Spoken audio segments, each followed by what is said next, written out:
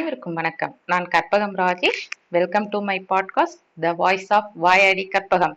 இது நானா வச்ச பேர் இல்ல, தானா வந்த பேரு. பொறுமையா நிதானமா எந்த ஒரு விஷயத்த கையாண்டாலும் வாழ்க்கையை ரசிச்சு வாழலாம் அப்படின்னு பார்த்தோம்.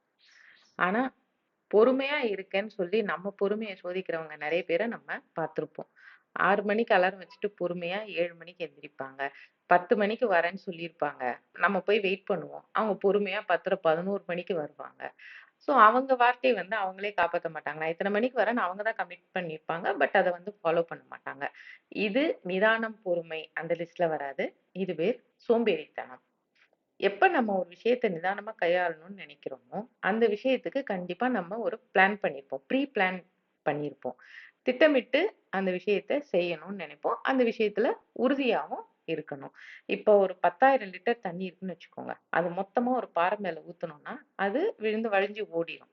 ஆனா, சொட்டு சொட்டா ஒரு குறிப்பிட்ட இடத்துல அந்த பாறையில போட்டோம்னா, கண்டிப்பா அந்த பாறை அந்த இடத்துல ஒரு குழியா விழும் அந்த பாறையில. இது பேர் பவர் ஆஃப் கன்சிஸ்டன்சி. கன்டினியூஸா அந்த விஷயத்த ஃபோக்கஸ் பண்ணி ஒரே இதுல செய்யறது பேர் தான் கன்சிஸ்டன்சி. நம்ம செய்யற வேலையில நம்ம உறுதி காட்டி கரெக்டா அப்படி போனோம்னா, நம்ம கோல் கண்டிப்பா ரீச் ஆகலாம். பட் இதுலயும் இன்னொரு விஷயம் இருக்குங்க. உறுதி காட்டுறதுக்கும் பிடிவாதம் பிடிக்கிறதுக்கும் நிறைய வித்தியாசம் இருக்கு. நம்ம உறுதி காட்டணுமே தவிர பிடிவாதம் காட்டக்கூடாது.